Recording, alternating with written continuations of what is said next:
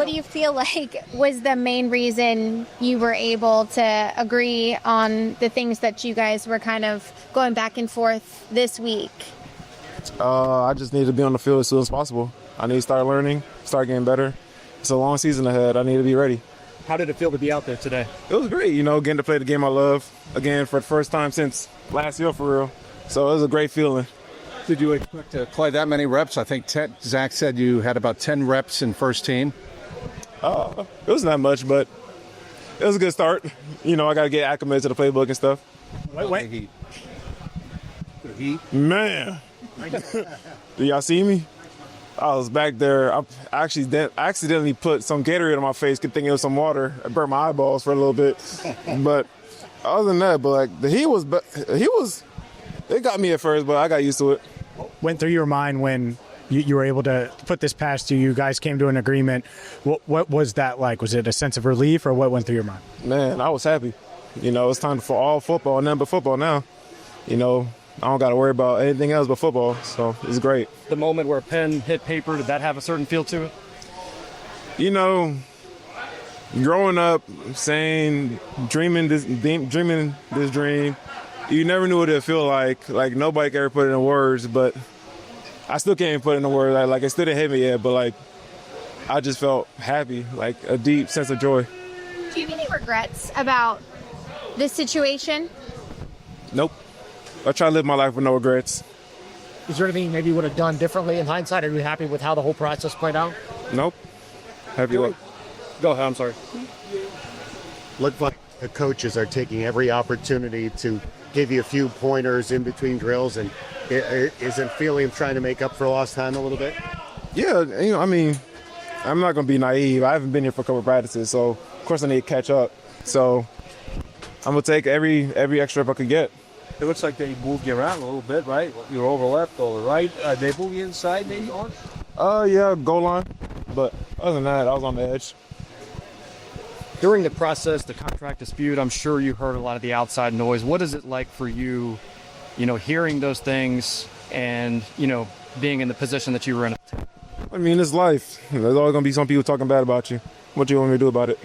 Is there any message you want to give to people that might have an opinion on you from this situation that might be incorrect?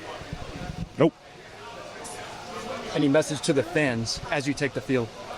I'm here to work. I'm fully locked in. No distractions, and I can't wait to put on for y'all this season. What did you think when you heard? What did you think when you heard the comments that you were giving bad advice?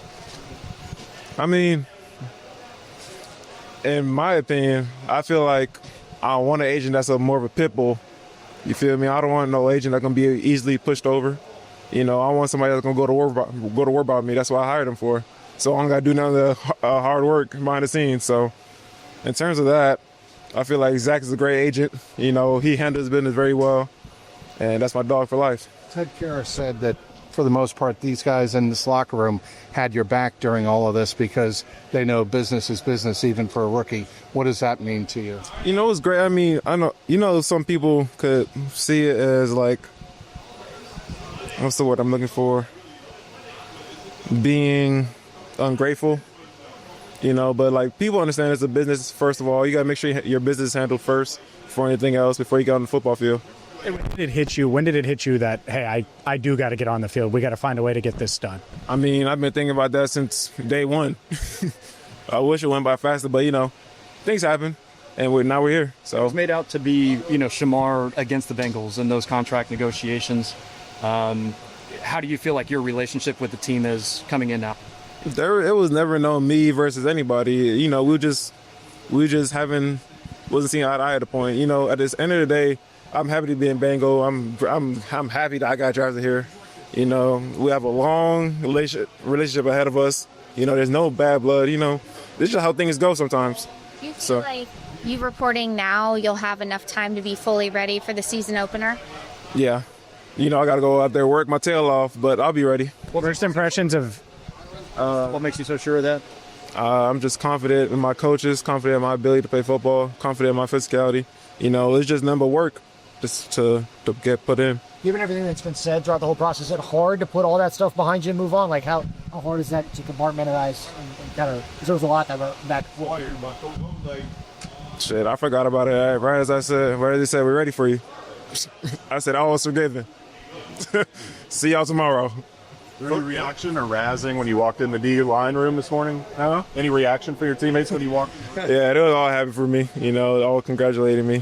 What were you doing while you were, prepping this summer? We saw you were at A&M. What were you doing to get ready while you weren't here? Getting killed by Coach Muffet at A&M.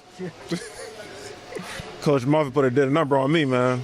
I forgot how bad college workouts was. So what were you doing? Were you just working out with like all the position groups? Like what was your? I was doing position drills with them. I was working out when they was working out. I was running when they were running. So I was just a normal college student. Mine is the school part.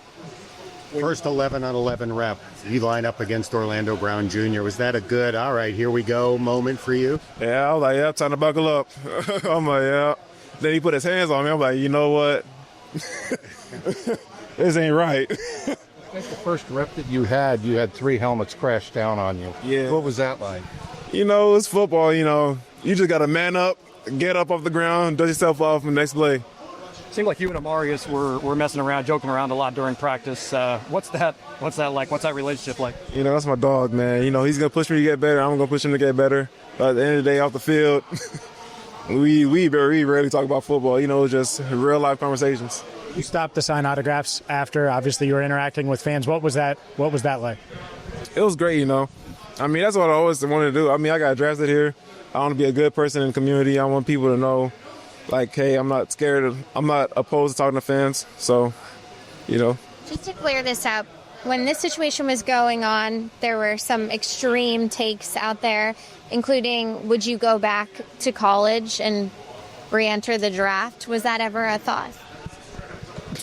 No. Yeah, the internet makes up some crazy things sometimes. I just got to sit back and laugh at it sometimes because I don't know where to get it from. I can't work out back on my old college team. Like, it's stupid. So you never would have the whole process? That process was too long. I'm not doing that ever again. It was a long process. When Mims put his hand on you, what did you think? When Mims put his hands on you? If this man don't get his hands off me, man, this hand's heavy as hell. I feel like 2 bricks in my chest. Like you put the whole situation, there's already a lot of pressure on you coming in. We had these conversations when you were drafted. Do you feel like this whole thing maybe puts more pressure on you? You go and perform. Do you feel that at all? No. Without? Once again, I just put trust in myself, believe in what I could do, believe in my coaches, believe in their coaching, and, just coming every day ready to work. First impressions of Jerry Montgomery? It's your first practice with him where you're not watching, you're out there and working. Man, very hands-on. I'll tell him that. Very hands-on. He don't let nothing slide. If he don't like something, you're doing it again. No matter how many times you mess up, you're doing it over again. So he don't play, but that's the type of coaching I like. So I know I'm going to get better. I just got to apply myself. What do you want to prove, or what do you feel like you need to prove over the course of your first training camp? I'm not really trying to prove nothing. I'm just trying to come in and work just as hard as everybody else because you see everybody out there. Everybody's dying. Everybody's hot. Everybody's sweating. Everybody feeling the same thing. I just want to come in and work just as hard as my teammates that have been here. I don't want there to be no drop-off. Did you ever rep field goal block in college? Yeah. Yeah, of course. I had a couple field goal block opportunities in college. Did I block a field goal? No. But I was on the field. Were you checking in with guys? Were you talking to McKinley a good amount? Was there any other folks that you were kind of checking in with as they were getting camp roll? Like, how did you kind of stay engaged? Not specifically anybody here, but like my friends and like from college, like Walt, Nick. Like I text those guys, see how they're doing, see if their mental's good. Transitioning could be hard on the mental, especially when things ain't going your way at first. So, it's always good to check on them. Was this process hard on your mental? The pre-draft process? Just the past few months. Oh yeah, boy, I was in a dark space for a little bit. Not talking to nobody, just chilling with myself. But I got to get up and do. I can't come sit there and cry about it. Got to get there, start practicing again. Sorry, is that part of the reason why you just want to kind of sign and get this over with? You're like, listen, enough's enough at a certain point? I just feel like we can't do a good compromise.